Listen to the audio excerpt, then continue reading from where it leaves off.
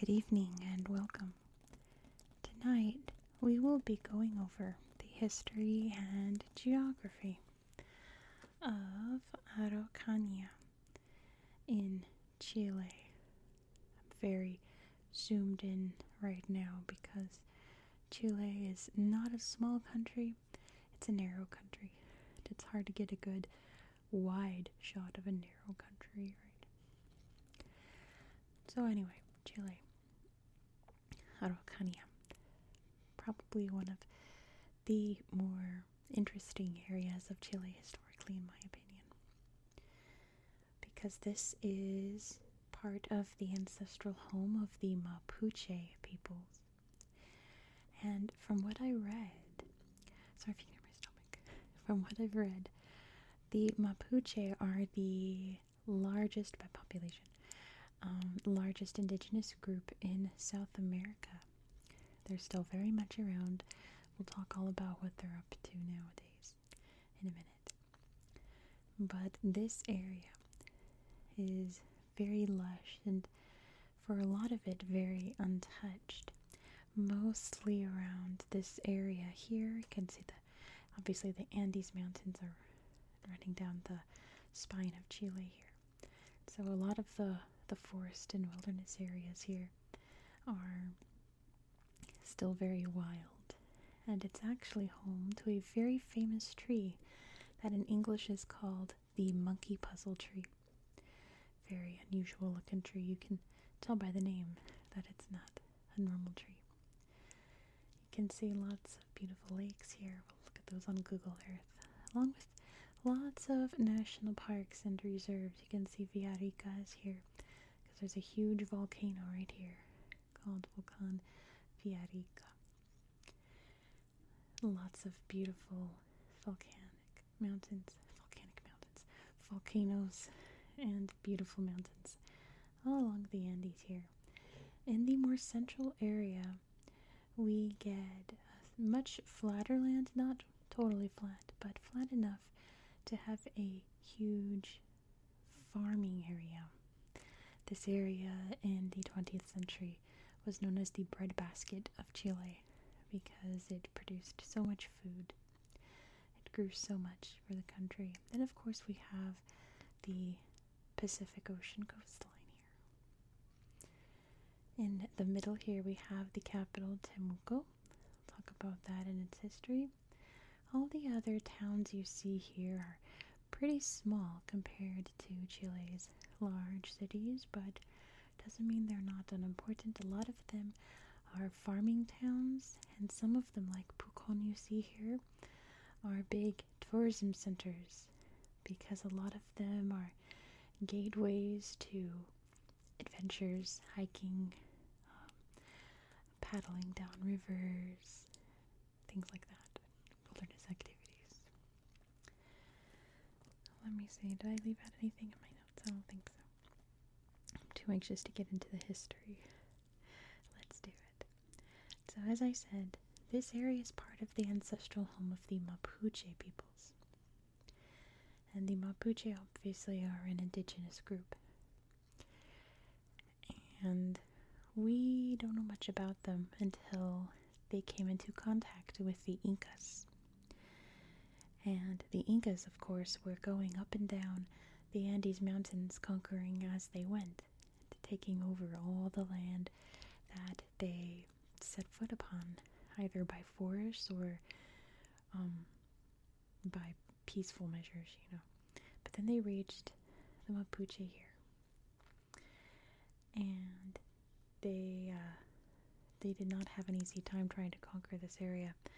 In fact, they had a huge battle, which we're not quite sure when it happened, because we know about this from Incans telling the Spaniards about it, so we don't have exact dates. It's believed that it happened between 1471 to 1493. Another Chilean historian calculated it to be in 1532. So, well before Spanish contact, in this area at least. They're very much in other parts at this time, but the Mapuche fought with the Inca, and the Mapuche won. And the Inca didn't quite know what to do about this. So they left the Mapuche alone because the Inca never lost a fight until the Mapuche, and then of course the Spanish come along, but that's a different story, which I've done videos on already. So the Spanish come. The Spanish conquer the Incas. So the Spanish start to come down. They start to look for gold and resources and slaves and all of that. And the Mapuche are ready for round 2 to defend their homeland. And they fight the Spanish for hundreds of years. They do not let up. And eventually, you can see this is the Biobío River here. This is where the Spanish pretty much drew their territorial line. They said, do not pass this river because you're going to have trouble if you do. So yeah, that continued pretty much until like revolution times in the early 1800s. It was a long, long time. A hero came during this time period named Lautaro. He fought the Spanish between 1553 and 1557 when he was killed in battle. And he's a big hero in Chile today. So, round 3 didn't occur until about 1862 or so, when the Chilean government started to come in.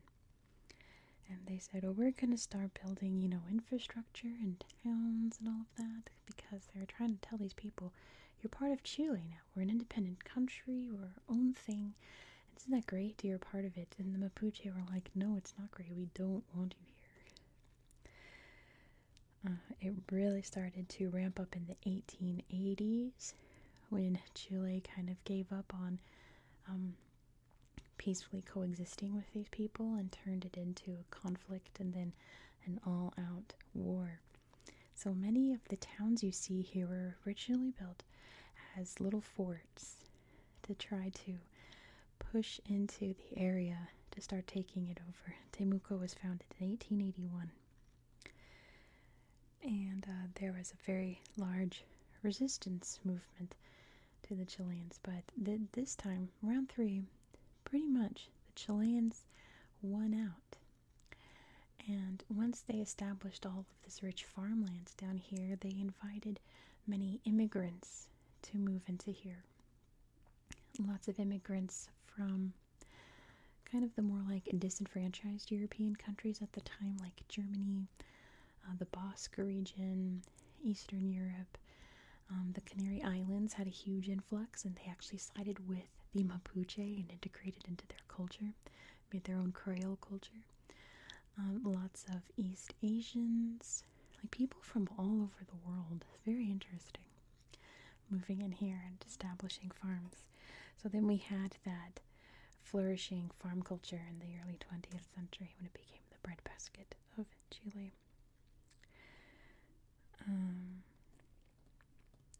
Let me see. I'm trying to realize. Okay, I'm trying to keep my timeline straight. Just a side note, I suppose, Temuco was the childhood home of Pablo Neruda, very beloved Chilean poet / political activist in a way. I guess he went to school here in his early years and learned how to write poetry here, so that's a big deal. There's a museum here in Temuco that's named after him, but it's a train museum. So I have no idea. Does anyone know why there's a train museum named after Pablo Neruda? Did he like trains? I mean, lots of people like trains, but moving on. Araucanía became an official region of Chile in 1974. A lot happened in Chilean politics around this time, and didn't slow down until the 1990s, when democracy returned, let's put it that way. If you don't know about Pinochet and all of that, not really the video to talk about this, but it was a very harsh dictatorship. Democracy returned in the 1990s, and the Mapuche were ready to defend their land. They said no more of this Chile nonsense. We wanted to be left alone. And the Chilean government said, oh no, absolutely not. That's not how this works. So the Mapuche have been waging a low-scale war, I suppose, against the Chilean government ever since. Um, I believe it's officially known as the Chilean Mapuche conflict. They destroy property, they burn things down, mainly things to do with logging, which makes sense, right? They've gone on hunger strikes. There's militias that have formed to try to defend their territory. They're a little questionable, but I don't want to get too much into that, mainly for monetization and relaxation reasons. But pretty much that is, I'm stuck to my book, that is where we are in the history of this region today.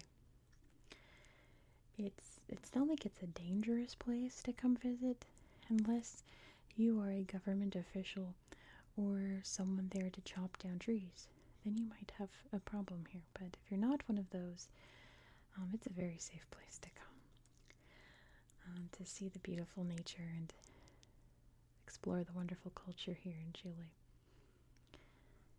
So I think with that being said, we'll move on to the tablet. Let me zoom out and turn out the lights so that we can explore this place on Google Earth. Let's go. First thing we're going to do is zoom out so you can see exactly where we are in the world, so we're not super zoomed in all the time. So here is Chile here, the longest and narrowest country in the world. Araucanía is just down here. And what's neat you can see from above is that you can see just how lush and forested this part of Chile is. Up here's the Atacama, the world's driest desert. And it bleeds into this beautiful, lush area and just gets more and more interesting the further south you go. But here we are in Araucanía. Let's look at the slideshow. I think we'll see some monkey puzzle trees in this slideshow. There's Temuco. Beautiful rivers. Let's see. Lovely waterfalls. Rafting. Oh, that's right. I remember this slideshow. Most of the slideshows people rafting. So actually we will skip this. We'll find a national park to check out. Let's see. Why don't we go to Villarrica? Parque Nacional Villarrica. Here's the mountain, by the way. Over here. I believe it's a stratovolcano. Big and beautiful. Let's check out the mountain first. Volcan Villarrica. Stop spinning. We want to see it. There's a glacier there too. Mount Villarrica. It's hard to roll my tongue while talking slowly. Villarrica. Here we go. Very beautiful. But wow. Look at that. There's some hot stuff down there, isn't there? Wow. Look at that. My goodness. Wow. Interesting place to hike up. Wow. So cool. But anyway, let me see this glacier real quick. You know how in my videos, when I'm on my tablet, if you've seen it before, that places don't pop up when I'm recording? Well, the opposite has happened. When I was researching, not a lot of things were popping up. And then when I fired up Google Earth before I started recording, tons of places popped up. Like, I didn't see this before. A whole glacier. I know Chile has lots of glaciers, but I didn't know they would be this far north. Look at all that ice. Wow, check that out. Oh, how neat. A big old glacier. Glaciar, is how you say it in Spanish? I've never known the Spanish word for glacier. That's neat. Alright, National Park. We're going to find some monkey puzzle trees. I was about to say that I wasn't going to show you. Here we go. A lot of slideshows of national parks because they're all pretty much the same slideshow. It's waterfalls and monkey puzzle trees. But this one's beautiful. I love the lakes. This is really pretty. Yeah, I did not see these pictures when I was first researching. Treacherous bridge here. Very pretty. Let's head to the north then. So we could look at some more of these fantastic trees. How about, let's see. Let's just find a park. How about this one? Mayiko. This is a national reserve. Monkey puzzle trees. Aren't those fantastic? The Andes is home to some very, very unusual tree friends. There's more waterfalls, more monkey puzzle trees. I don't know, the Spanish name does not translate to monkey puzzle tree. That's just the English name. I guess it's because it looks like a monkey would have a hard time crawling around in the tree. That's where the name comes from. Oh, pretty. But, yeah. There they are. Very unusual. It's giving like Madagascar, Central Africa kind of vibes, you know. Very cool. Let's look at one more. Let's look at this one. Conguillo. Another big, big volcano there. Beautiful lakes, and of course, these incredible trees. Look at how it frames the mountain. That's a great shot. The crazy monkey puzzle trees. Not a bad ASMR. Monkey puzzle, monkey puzzle, monkey puzzle, monkey puzzle tree. Monkey puzzle tree.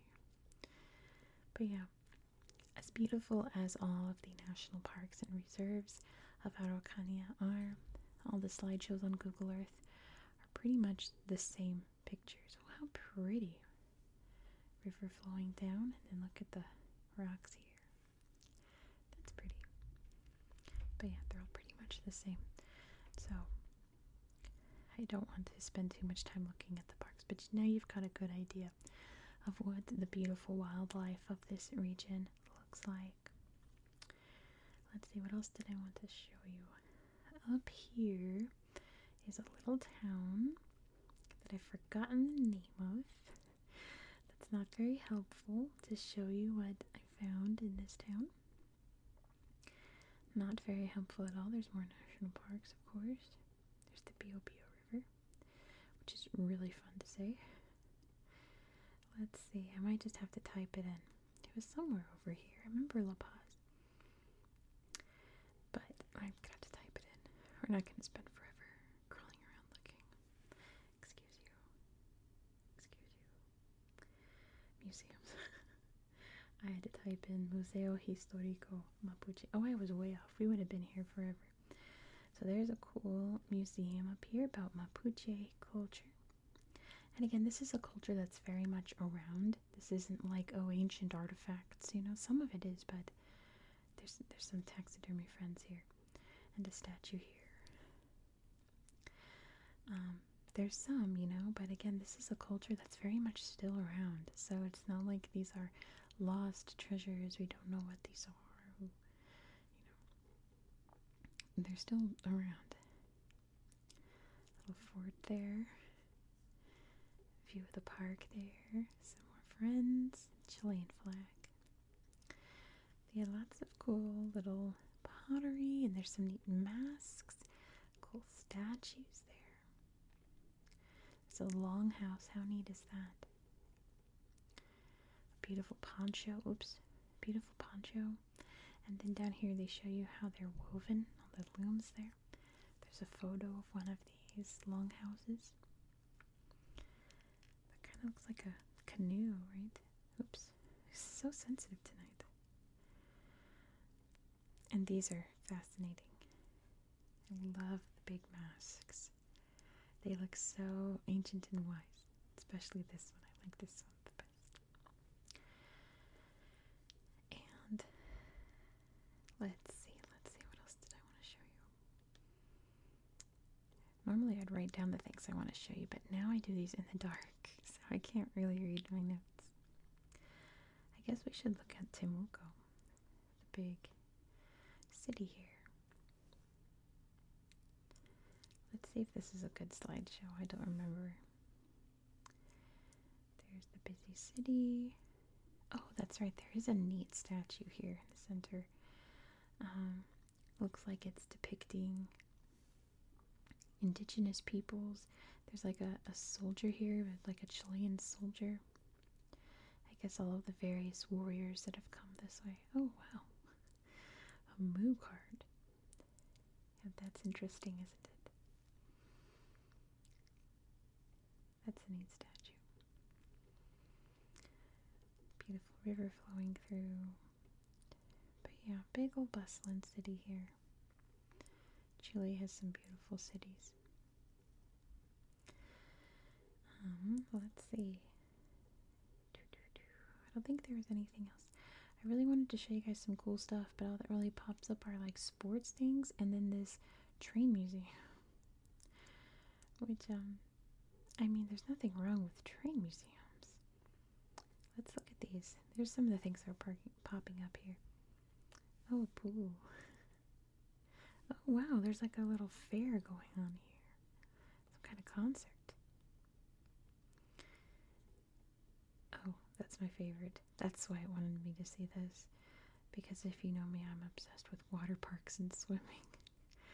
So it always wants to show me water parks. Because I'm always looking up when the water parks open and all that.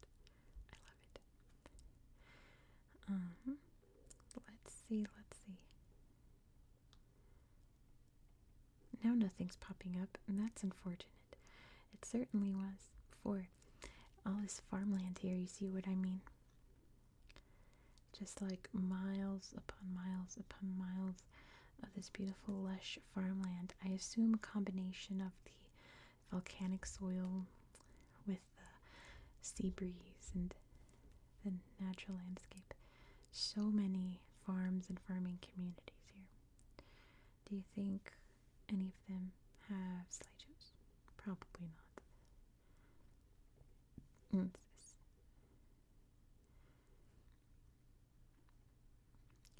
Beautiful